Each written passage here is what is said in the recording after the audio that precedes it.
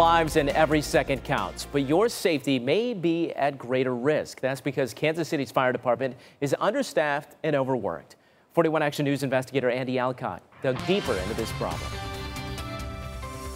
We first started asking for fire department records in February. What those records show is a steadily increasing budget fueled in part by a huge growth in overtime over the last several years.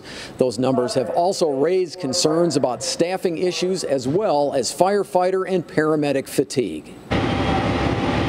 A fire destroys Plate Restaurant in Brookside. Kansas City firefighters put out the flames to minimize the damage to surrounding businesses and homes. Fire department records show runs like the Brookside fire are up 13% compared to 5 years ago.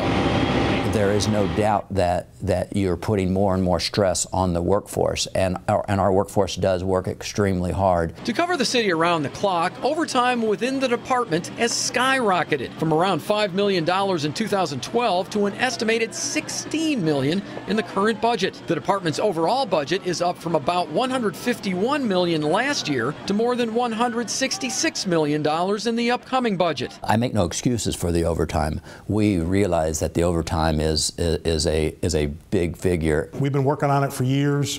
I think we've drilled down to the problems. Records the 41 Action News investigators obtained show in February of this year there were only 35 vacancies in the more than 1,300 member department. That number doesn't reveal the department's aging workforce, with typically 40 to 50 people out or on modified duty due to injury.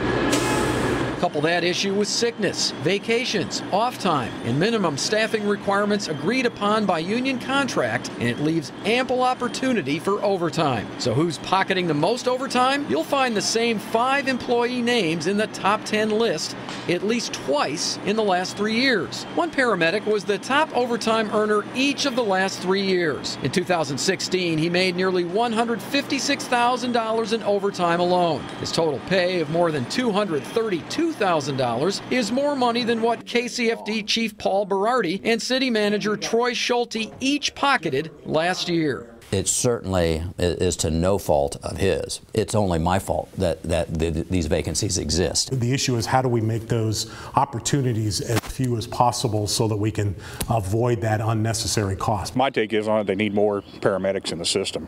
Right now we're short on paramedics. Firefighters Union President Bill Galvin believes KCFD is about 80 paramedics short. The department is adding 35 paramedics in the coming weeks. But while rules require firefighter paramedics to take at least 12 hours off after a 24-hour shift, Galvin says some of his members have worked as much as 4 straight 24-hour shifts with no time off. Yeah, we're very concerned about fatigue and danger of a paramedic and the person driving the ambulance also. Can you or someone else, at some point say to somebody no? Sure.